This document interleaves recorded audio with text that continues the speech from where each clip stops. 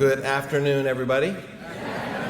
And thank you all for being here, and welcome to all of those of you who took time from your very busy schedules to be here today to find out what is really happening inside Fresno Unified School District.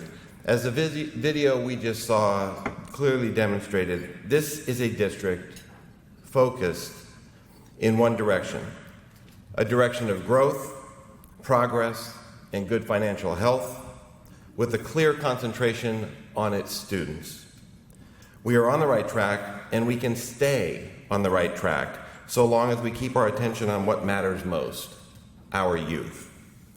And to that end, let me just do some quick thank yous to the McLANE ROTC, to Zachariah Lovick from Fig Garden Elementary student. We had the BULLARD talent students for the national anthem, Roosevelt High PA singers and teacher Richard Woods, Mark Patterson, and the McLANE student art. And if you have not looked, please do so on the way out. If you see my name anywhere, please feel no need to outbid me. And then to Arissa De La Cerda of BULLARD talent for the kind introduction. But this is about our kids today. And I want to send a tremendous thank you, as I normally do on occasions like this, to my wife Julie and to my mother, both who are here with us again today. Mom still hasn't gotten tired of hearing these things, so I appreciate you very much for coming.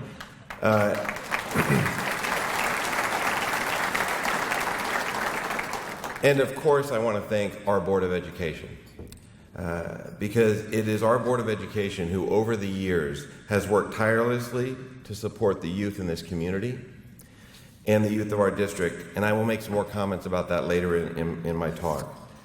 No one person, and anybody who thinks differently is just not thinking straight, no one person can fight this incredible battle to ensure that every child has a chance alone. Not a single person can do it. Before I even tout some of our accomplishments as a district, I need to help have everybody understand exactly what is at stake here in Fresno and a little bit about what our context is currently. Please take a look at the screen. Never give up on something you can't go a day without thinking about. I'll read it again. Never give up on something you can't go a day without thinking about. So I'm clear.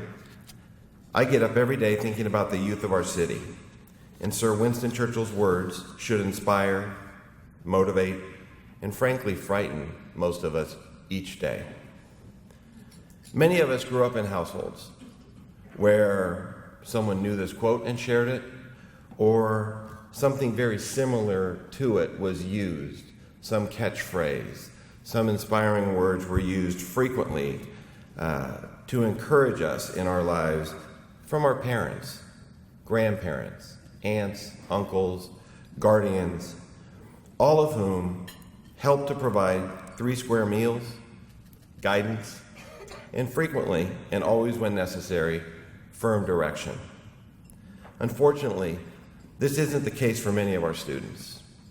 I'll actually take it much further and say, honestly, this is not the case for the vast majority of the students that we serve in Fresno Unified and that actually reside across this entire San Joaquin Valley. According to the New York Times bestseller by Robert D. Putnam, entitled Our Kids, The American Dream in Crisis, you'll see the book cover on the screen. I encourage all to read. His main point, he has many, but just a stark main point in his book, is that there is a growing opportunity gap for children in our nation. And it's just not a national issue. It resides deeply here in California, and it is even more pronounced here in Fresno, California.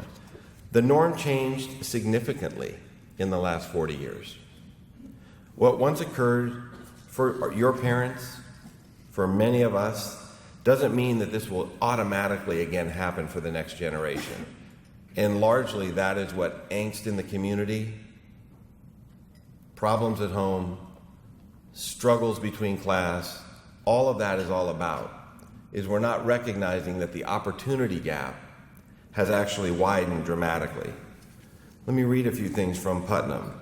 Per Putnam, he says, children who grow up without their biological father perform worse on standardized tests, earn lower grades, and stay in school for fewer years, regardless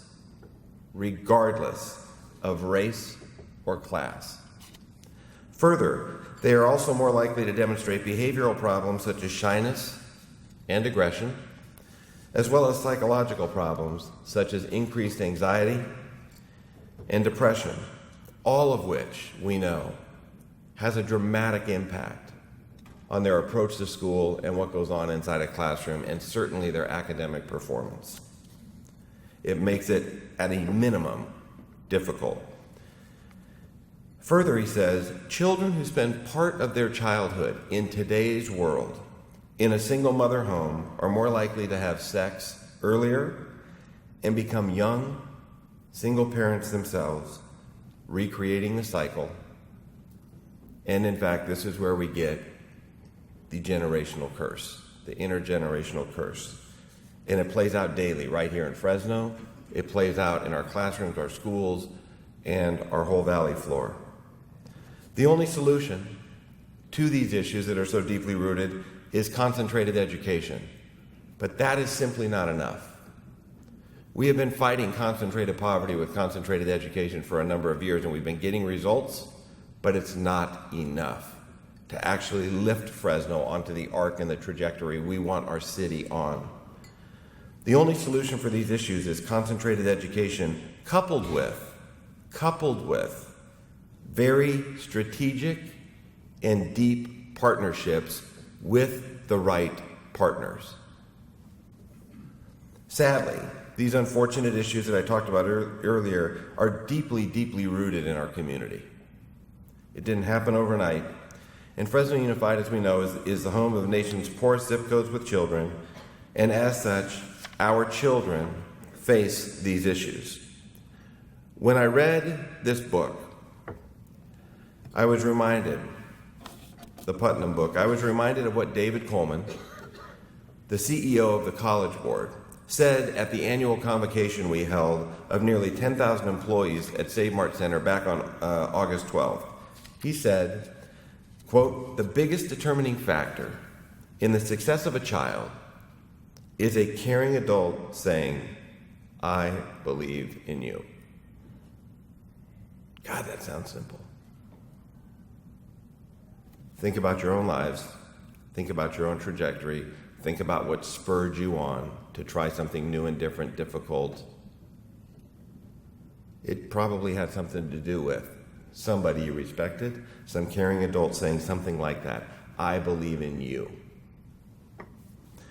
And before you silently sit there and think to yourself, "No, this is not my issue. He's the superintendent, he's got schools, I do something else in town," I would submit this to you. It is your issue. It's all of our issue, and as David Coleman further shared that day back in August 12th, he said this, "It may not be my fault, but it certainly now is my problem." And I think as we look as a group of adults in Fresno, we can clearly use that tagline about everything we bump into across our city. It may not be my fault, but it is my problem. And the more of us who are saying that, the more likely we are to have those deep, enduring partnerships with people who can help for the right way, for the right reasons, for the long haul. So, I've been often asked to sum up my entire job as superintendent in a few short sentences. Some days I can do it pretty easily, not a real positive summary. But most days, it's really hard. I usually find the question very puzzling because it's so hard to tell the story of 10,000 great employees working their butts off every day to help kids. And it's equally hard to tell the story of 73,000 students and their dreams and their hopes, as well as the 73,000 sets of expectations from their families they send their kids off to school with. But in a few short words, too hard to do. It's even harder when I'm trying to explain the portion of that answer that has to explain how in less than 1 month into this school year, former Edison High baseball legend DeAndre Howard, affectionately called Day Day, was shot and killed in front of his mother's home in northwest Fresno, with his younger brother witnessing the entire ordeal. This is a student, by all media accounts and by everybody who knew him. He spent his entire 4 years at Edison High School waiting out front after school, up to 2 hours, to get an adult to give him a ride home, even though he lived 2 blocks away from Edison. It was Edison in the wrong direction. And he would wait 2 hours to catch a ride from somebody because that ride would drop him off in front of his house. And he had then, by waiting, he had dramatically decreased the time he was out in the open from car door to front door. Think about that. Did that for 4 years, was continuing to do it at Fresno City. He did it to ensure his safety at his final destination, and yet, in the end, the streets of Fresno took one of our best. This unimaginable news, the loss of another hardworking, dedicated kid to gun violence in our city, sent shockwaves throughout our entire district, our school, certainly our community, and candidly, the entire valley. San Joaquin Valley felt that one. A young man in the prime of his life, his existence no more. His hopes, his dreams, his expectations, immediately gone, wiped off the list. Done. And unfortunately, there are numerous other sobering accounts of our students killed in tragedy right here in our city.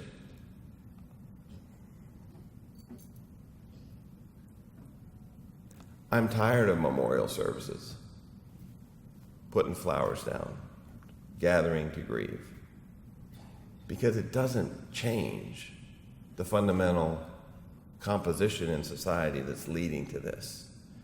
I spoke with one of my principals who's here today, earlier today.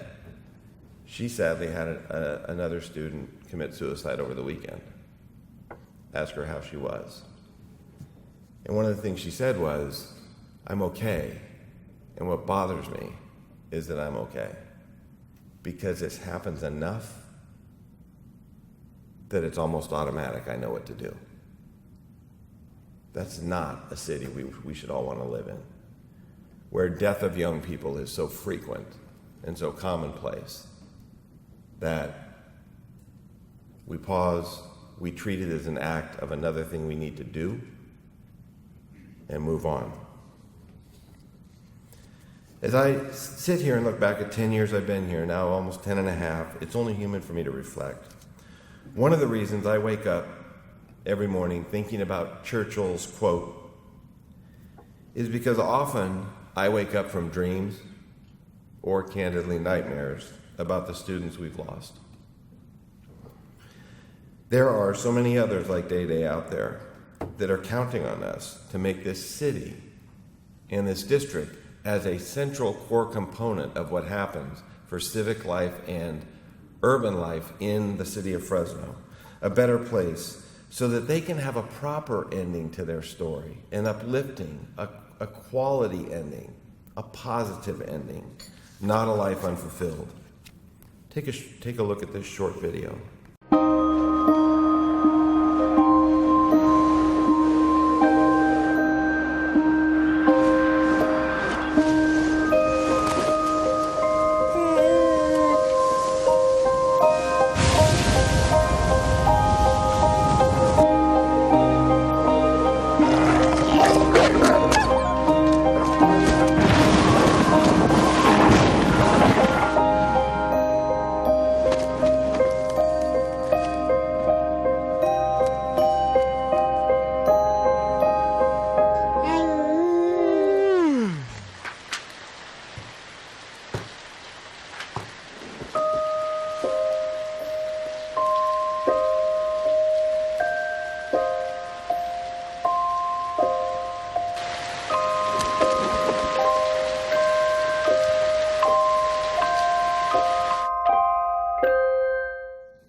No child should ever feel as though they're living a life without purpose or meaning.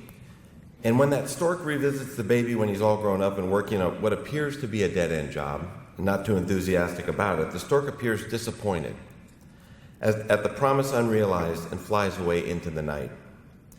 My goal as superintendent is for all students to live up to their potential, to find it, pursue it, and live up to it, so that no student should ever feel as though their roadmap to success is unattainable. No student, not a single one. All 73,000 should get the shot that many of us, if not all of us, had. No matter what color, gender, race, primary language spoken, ethnicity, sexual orientation or identity, or even their socioeconomic class. No student should feel as though they can't succeed in Fresno Unified or Fresno, California. That's why I am here. To provide equitable opportunities for those who traditionally would not have them, all the while supporting those who do. 10 years ago, I came to the district, candidly a lot less gray, a number of pounds lighter, and I will tell you, I did not have this fault line that runs across my forehead. My kids love to tease about that. But I came here trying to create positive endings for students. I was inspired to work with people here to change the lives of so many, and proudly, folks across our city can claim these wins, these dramatic stories of success. We have done so proudly in the tens of thousands, but not all. And all means all. Earlier, you heard the song earlier in the program, Wake Up Everybody, by John Legend in our end-of-year review video. Thank you, Michael De La Cerda, for convincing me. This work is hard. Ask anybody who does it. The work is very personal. You can see it on people's faces who are engaged. The work often stops people dead in their tracks for the new challenges that pop up in front of their faces that they had not even considered might occur. But we must all be brave enough to look at ourselves in the mirror and say, am I doing all that I possibly can to make sure that every single thing can be done for the next generation? They're counting on us.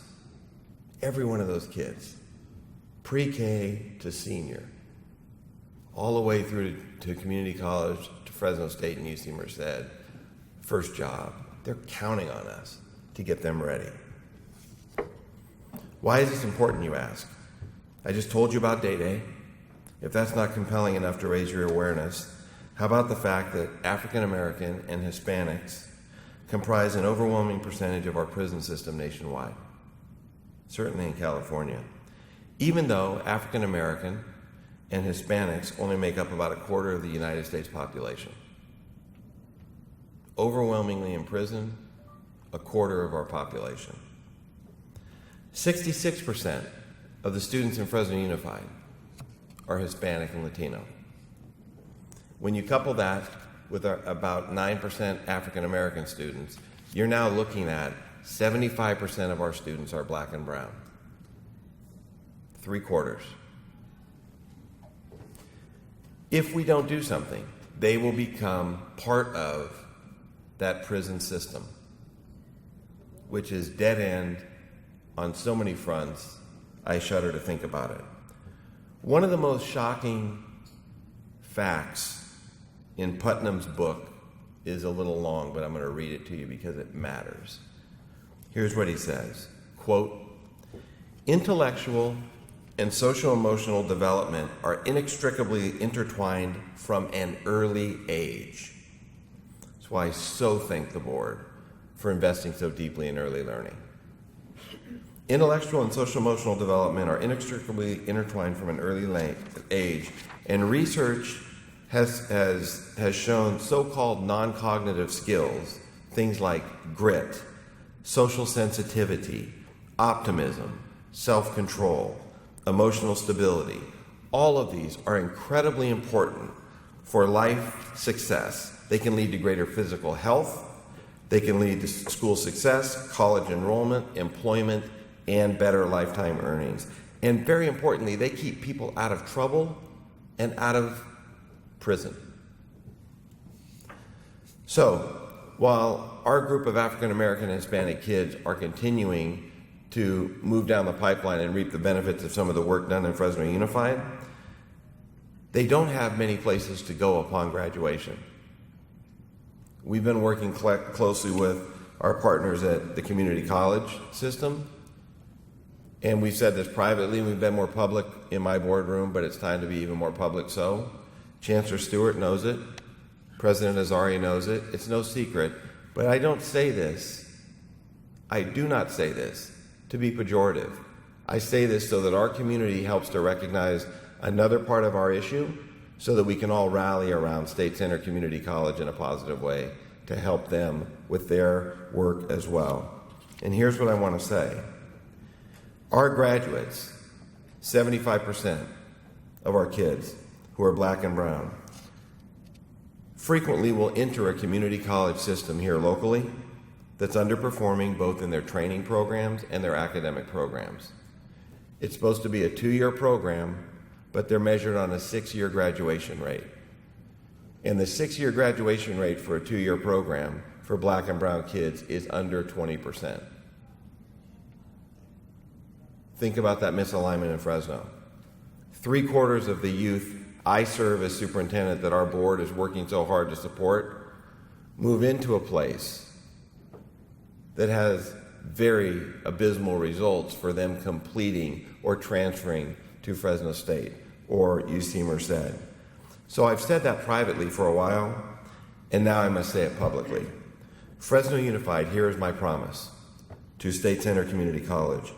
We will be an incredibly forceful and powerful partner with State Center to help improve, but we will no longer be a silent partner in that work. Who here in this room today is courageous? Who here is willing to help guide our students like the stork did in the video, so they won't ever have to look at themselves with their head lowered? Who is willing to help us in some way? I'm asking you that because if you're one of those people, I want you to stand up.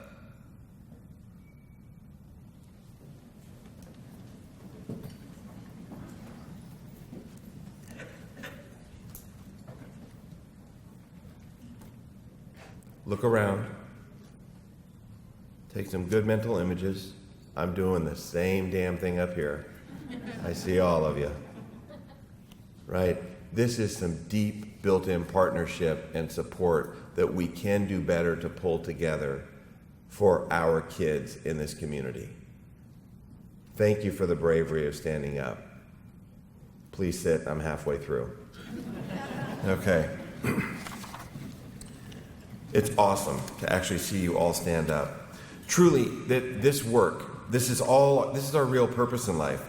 And many of you have already answered the call. That's why Fresno Unified is thriving in many ways. For the first time, since the state derived a 6-year calculation in 2006, so 9 years ago, the state finally came up with a way to measure graduation rate that everybody would have to adhere to. More than 80% of our students are graduating high school on time, 81.81% to be exact. So in a few short years, we went from the poorest city in the state to darn near within a fraction of catching the state average. The state average. So we're not done, but it's worthy of some celebration around that. This could only have occurred through tremendous work, hard work, determination, innovation, collaboration, all of those things. And I'm talking about innovation and collaboration at the city level, at the California state level, and on a national level. But I will not rest as your superintendent, and no one here should either, especially those who stood up, until we are at least at 95% on our way to 100% graduation rate. In recent months, feel the need to say this, in recent months, in my opinion, a lot of negative and unwarranted focus has been on our district. Questions have swirled and speculation has occurred, all from individuals who have an agenda, in my opinion, that is distinctly separate. It's separate and distinct from mine, from that of my senior team, from our principals, from our teachers, and most importantly, the overwhelming majority of our Board of Education. So let me be clear. My work as superintendent of schools here has been to move the system forward for our youth. And I'm very clear. You've probably heard me say something like this before. I am very clear that I am employed by my Board of Education, but I work for the children of this city.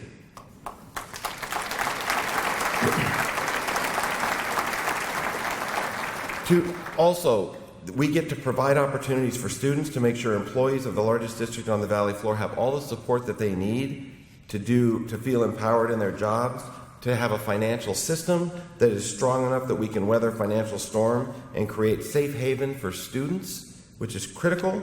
It includes meals, it includes education, social and emotional support, and stability, which so many of our students yearn for so deeply. Our students, by virtue of living in deep and abject poverty, have been traumatized beyond what most of us as adults can fathom. Their behaviors, their orientation, their brain function has been altered dramatically because of the trauma they've lived through. Do I offer it as an excuse? I simply offer it as something we're going to need to work with in this city to get to 100% graduation rate with real options for those kids upon graduation. So, that work I just mentioned, that's what I've been doing, and that's what I will continue to do. It's my focus, it's my passion, and candidly, that's it. I'll leave the rest of the conversation to the critics. I found out I have a few. But for any pundits, I'll throw a bone. And I'll be very clear about this as well. We, as a Fresno Unified School District, are fully cooperating with the federal grand jury subpoena process. And very importantly, I expect, when all the findings are complete, no further action will be taken. That's my statement. So now I'm going to move back on to talking about the business of providing opportunities for our kids.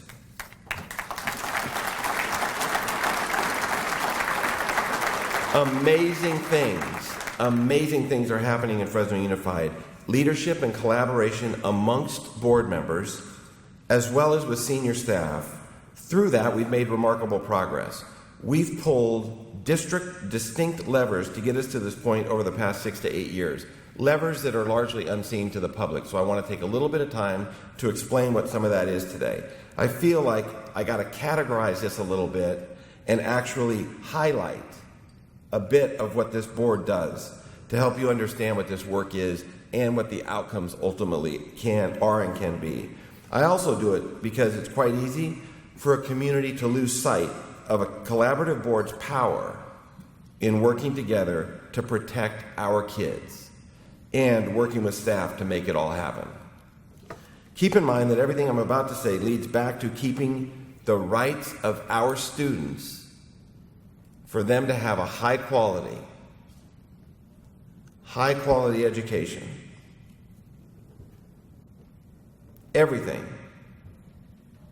that I'm going to say leads back to this. To having the rights of our students to a great education is the major goal. That is the work of the district. It's held central. I would go so far as to say keeping the rights of our students central in our work is sacrosanct. And here are some of the ways the board helps to do that. There's a number of levers I'll talk about here. The first one is board governance. First lever to pull. A couple of examples. A major board governance job duty is to make sure we're fiscally stable, and our board has done this repeatedly. You see it year after year. This board has made decisions on the budget, for example, that repeatedly invest in our youth. Repeatedly. When we were slashing $140 million out of our budget, we were investing in our youth at the same time.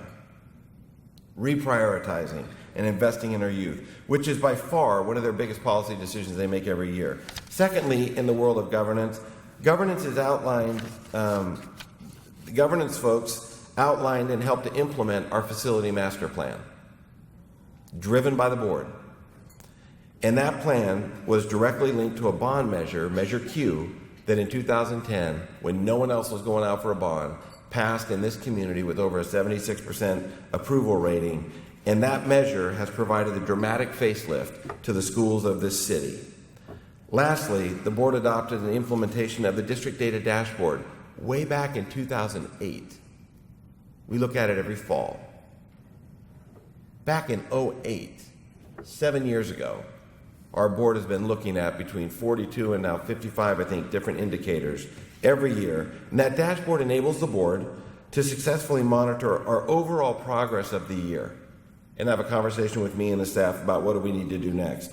These policies have been instrumental in our overall success and growth, and it's hard to do. Governance is hard to do, which is why our board, just later today, will have one of two sessions, one today, one tomorrow afternoon, where we'll have experts come in to work with us, with me and our 7 board members, on how to get better at governance, how to continually improve ourselves. Strength, progress, and momentum. That's where we are. That's where we aim to stay. Let me give you a few examples now of a second big area the board works.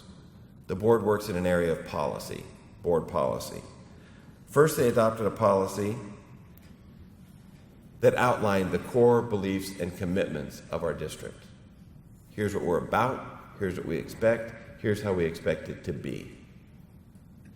For everybody in the room, since it's not showing up on the screen, we're emailing you guys or we're posting, I don't know how we're going to get it to you, but we're getting it to you. The core beliefs and commitments of this district. That was a board decision through policy. They also adopted, and then again later made modifications and adopted again the district-wide goals for the staff to help us stay on target. The next thing they did is they adopted an accountability policy for staff. But they also were very wise in saying, before we start saying, here's what you're accountable for, we want a professional learning policy that goes hand in glove. So if we ask more of you in an accountability world, we're providing more support to help you get there. Very wise move, but that was the board's work. They also voted into existence a policy on financial reserve levels, which supports the district both in good and bad financial times. Our board policy now says we will have between 5 and 10% in our financial reserve for unexpected issues. The state requires us to have 2%. 2% in the district our size goes up in smoke in a heartbeat. When we got it up around 10%, that's what enabled us to get through those bad years where we cut $140 million. This was a bold and a necessary move for our board, but they did it, and they did it so that during financial downturns, our district won't face some of the other hardships that districts across the state and nation are still feeling. I won't even go into the things that are in my head about what other districts are still facing. Our board also adopted, in this increasingly diverse valley floor and increasingly diverse Fresno, they adopted a policy around diversity, equity, and inclusion. Our task force and committee that went after that, developing it, went to Mobile, went to the University of California. They went all over trying to find policies on it. A lot of them don't exist. Certainly urban school districts don't have them. They adopted that. And in the area of parent involvement, the board helped to establish Parent University, which you now saw can boast 20,000 parents as graduates. Before I go any further, take a look at what one of our parents had to say. Education is important because back then in Laos or Thailand, only the rich will be able to have educate. And for us as the poor, there's no educations. So coming to the United States, education is open to everyone. I enroll in Parent University classes because I felt like, going there, maybe they will give me something that I don't know, more information that I will want for my kids and myself.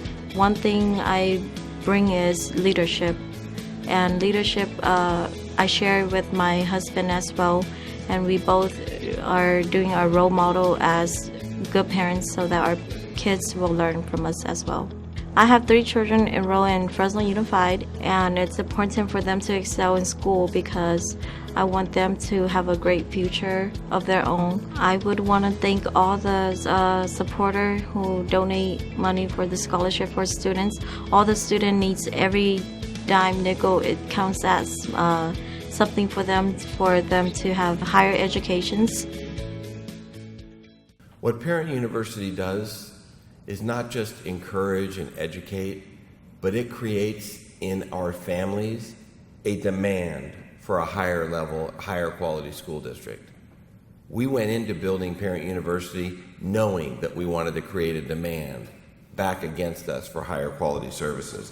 Finally, the biggest policy statement that our board makes every year is adopting the budget. I'll give you a couple of quick things. Notable examples. They've made a deep investment in early learning programs that you start kids earlier, they will be better off downstream. They have also had a dramatic expansion for the arts, pre-K through grade 12. There's been an expansion of athletics and activities, which includes, this year, for the first time, we're doing something that used to be reserved for 4 or 5 schools that could fundraise. Their 6th graders would go off to camp, science camp, outdoor somewhere. This year, due to the board's leadership and the board's investment, every one of our 6th grade students, nearly 6,000 of them, will have that experience of a week-long science camp outdoors out of the city of Fresno, learning new and different skills that before was reserved for only a very small, narrow group of kids in our district. That matters in a big way. It builds social capital. I could go on and on. The board also has further expanded career technical education opportunities and programs. Another a big, deep investment that they've made in technology, placing directly in the hands of students. We're in the middle of that implementation. So I've covered a few things the board has done in the area of governance as well as policy. I've got 2 more, but they'll be quicker. 2 more levers they use in their work. One is negotiation, the other is legislation. I know it doesn't sound very sexy, but when you think about what ends up happening for kids, I think you'll see it a little differently. As the lead of the negotiation team, as superintendent, the guidance from the board directs my work. And through negotiation of contracts, for example, with the Fresno Teachers Association, this time next year, 2/3 of all of our elementary schools, that is 40 elementary schools in Fresno, will have a longer school day for kids, 30 minutes more per day per kid. That equates to 18 more days of classroom instruction for that youth. Almost a month. Do the math. That kid is in that elementary school for the entire time, or bounces around and moves to another one of the 40 schools that has the same kind of program. They will get another 6 months of elementary education before they move to middle school. And if they end up starting school earlier because they came to preschool that's been doubled, now we get kids who have a 1.5 years more schooling before they entered our retooled middle schools. That's not nothing.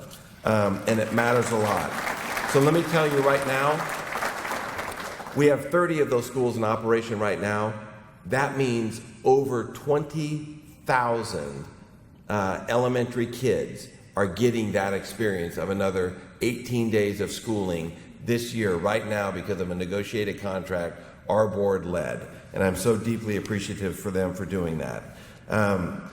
There's an issue on reducing class sizes to 24-1 in grades K through 3. Our governor said get to that level by the year 2021. We said, thank you, Governor. We're there in the year 2015-16 because we wanted to be done with it. We moved our class sizes down to where we needed to be 5 years from now, and we're off to the next thing. We also, our district brought this forward.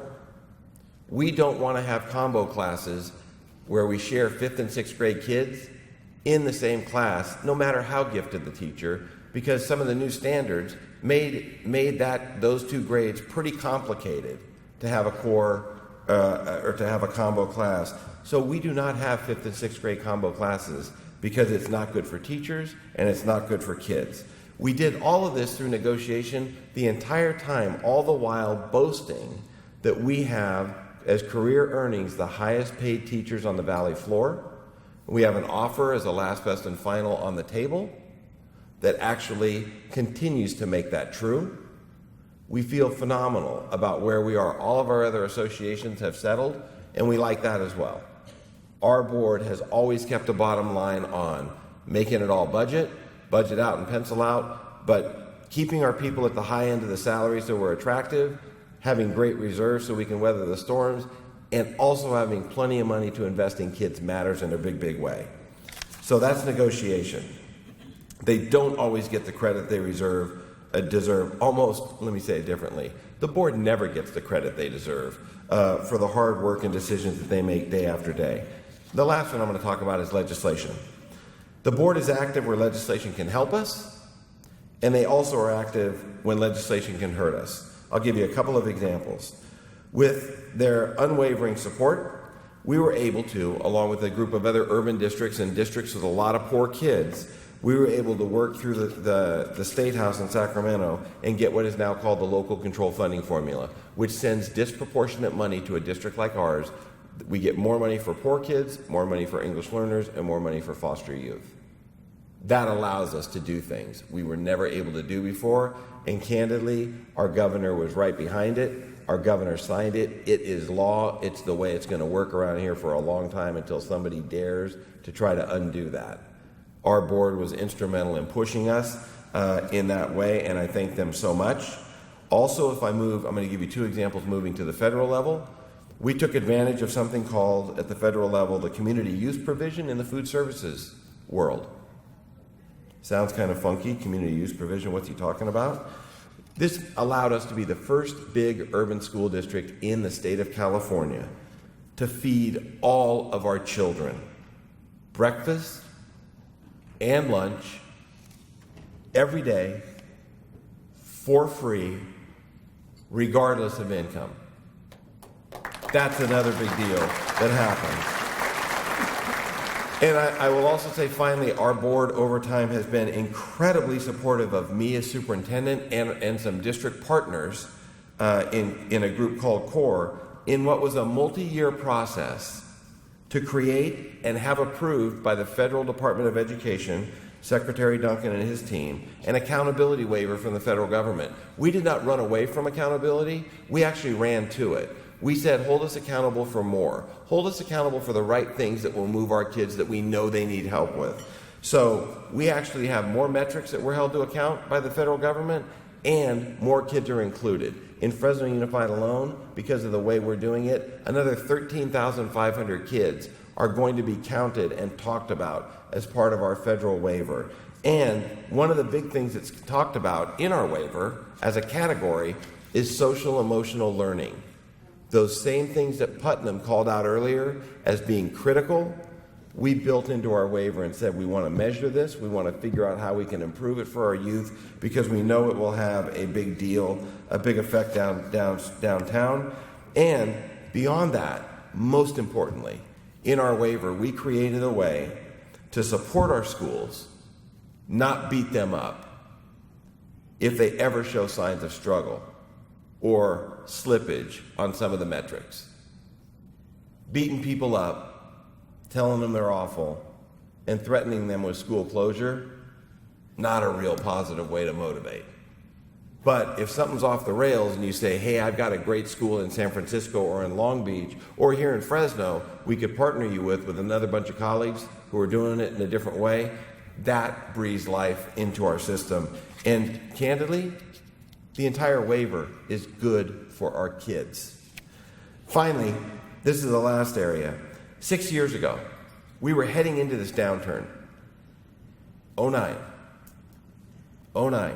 Heading into the downturn. I remember going to the board leadership and the board saying, I realize we're about to start slashing our budget. But as a result of a grading scandal that was all over the news, I think we had 20 plus articles and editorials and everything else about it. I said two things as a result of a report we got back. We need a new student information system, that will guarantee that we lock down information and has the right information about kids, and it actually is a powerful tool for our teachers. And our board helped fund and got in line and said, we will back this, a co-developed student information system that we call Atlas. We did it with Microsoft as a corporate partner, and it has been a great addition to how we run our schools. And the other thing that we did was we developed the much talked about Office of Equity and Access. And Jorge Aguilar, sitting right down here as an associate vice chancellor at UC Merced, is the one who heads it up inside our district. And I want to talk just a little bit more about that. Everything I just said about the Board of Education, governance, board policy, legislation, negotiation, their deep support of equity and access, all has us improving in so many ways it's hard to count them. And they deserve our deep commitment and community support. And I also want to say on the issue of equity and access, 2 weeks ago I got a call from Secretary Duncan. Some of you heard this story. I got a phone call. I'm driving across town. My phone lights up and it says unknown caller. I don't know about you, but for me, those are touchy, right? Like unknown caller. This could be good, or this could be a lot of something, right? Hello, this is Mike. Hey, Mike, it's Arnie Duncan. We had a great conversation. He was thrilled to hear I was on my way to the dedication of Philip J. PATIñO School for Entrepreneurship, the only one we know of in the nation that is going to have students in their senior year. Their curriculum will be not running their own company that they have learned how to build as part of their time at that school. So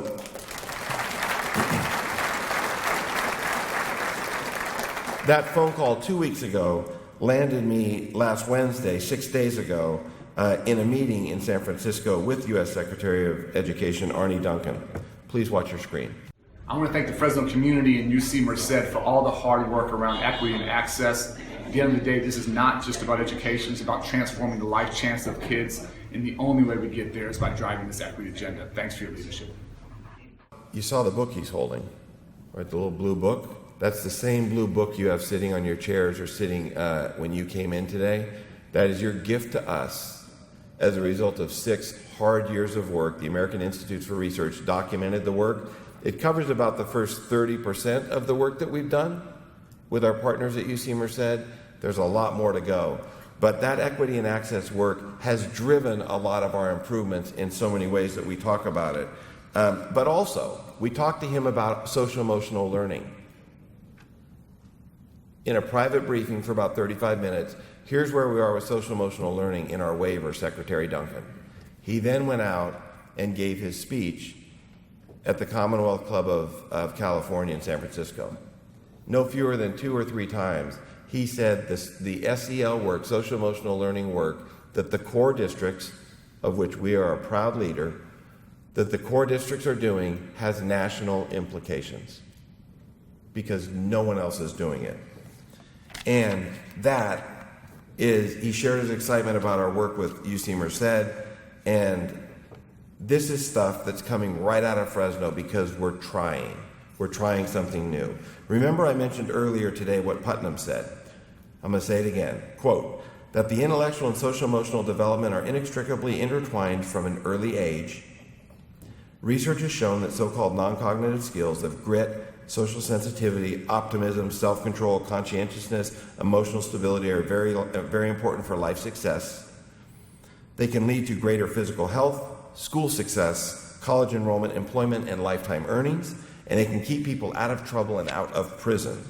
We actually put in our waiver with the federal government that our board so firmly supported, we put social-emotional learning into our waiver for accountability so that we can attempt to measure this. This has national significance, as the Secretary said, and it emanates from the classrooms in Fresno, California. Because we are one of those places where trauma is in existence all over our city. Our students are held up all over this city for issues they face daily. Our staffs will tell you, if I could just get him to, if I could just get a little more self-control, if I could just get him to be a little more self-aware. These are things that we can and will do. We're just starting it. just starting it. It's going to go live. But it is powerful when the Secretary of Education is using your work as a model. And I will also tell you, Fresno is one of only 6 school districts. There are 15,000 school districts in America. Fresno Unified is only one of 6 attempting this work with the signature from the U.S. Department of Ed to say, go ahead. One of 6. That's not for nothing either. So, after saying all of that, it's only fitting, as I talked about the role of the board, how much they've done that has been so positive, their work across all these different areas of governance and policy development and negotiations and equity and access and legislation. It's only fitting that I end the day with 2 more things. Some results from our data dashboard that they put in place in 2008, and then I'm going to show you a little bit about the work that now happens in our new schools. And I'll close. I think it's only fitting that we end today with some of the results. So first, it's not even up there, but we've had attendance increases as a district for the last couple of years, so we're now over 94%. We've got room to grow, but it is still significant that we are moving a district of 73,000 kids to improved attendance every day. More time in school means more time on task, means more time with an effective teacher, means better results. We have more students now who are kindergarten ready. We have more 8th grade students completing math with a C or better. That's over 78% now. We have more 9th grade students enrolled in Algebra 1. That's over 60%. We have more 9th through 12th grade students completing advanced placement and international baccalaureate courses. We also have those same students taking more AP or advanced placement and international baccalaureate exams. More English language learners are being redesignated. Our number this year is 17.8%. We've never been that high. Never. It's on the order of, it's probably almost 7 to 8 points higher than we've ever been before. We generally hang around 10 or 12. We added a couple of grade levels, but even when you factor them out, we're still 4 points up. It's huge, and I want to thank our folks who are working with our English learners because it matters a great deal. More students are engaged in Goal 2 activities. These are the arts, activities, and athletics. That is 62% of our youth are doing that. That is more than 45,000 students in the city of Fresno are deeply engaged in Goal 2 activities, arts, activities, and athletics. More 9 through 12 students are enrolled in career tech ed pathway courses. We have increased our graduation, our 4-year cohort graduation rate to 81.81%. We have reduced the behavior that leads to on-campus suspension, out-of-school suspension, and expulsion. Reduce the behavior that leads to those things. This is the 5th year in a row those things have reduced. And more students are now eating free breakfast and free lunch. That's well over 76% now. More students are graduating, completing their A to G requirements, which make them eligible for the CSU or UC system. All of these results that I just ticked off have been achieved because of the board's leadership, because of the staff and their collaboration with the staff and our tremendous staff who does this work day in and day out. All of them have been achieved in new and improved facilities across our great city. Please enjoy for the next 3 minutes a short video, and then I close in 2 lines.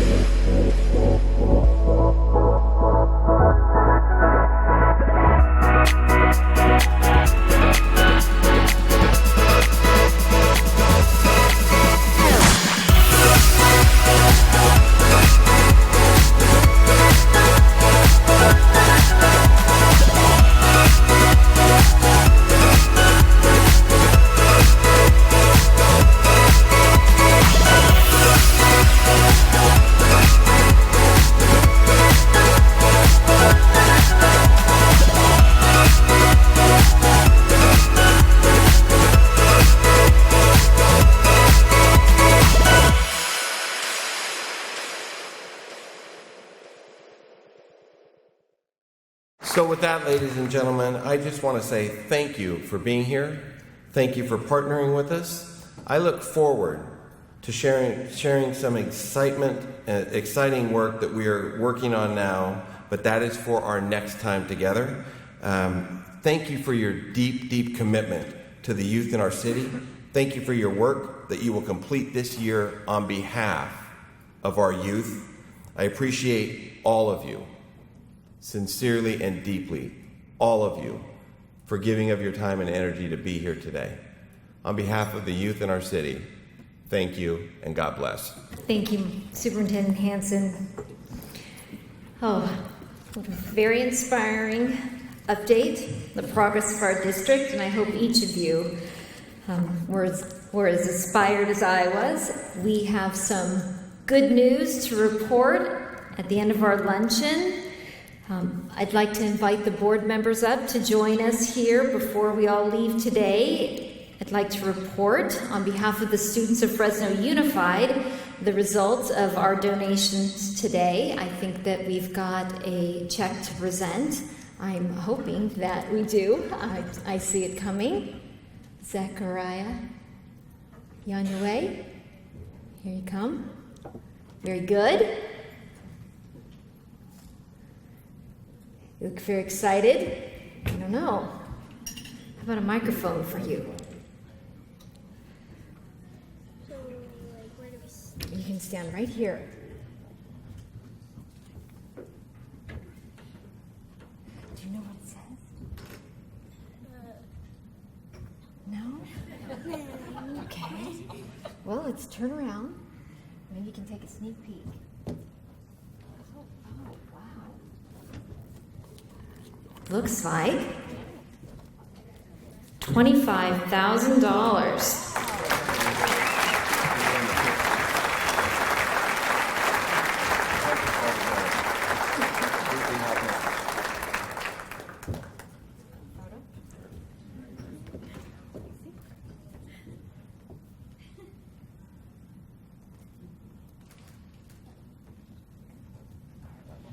Perfect. Thank you.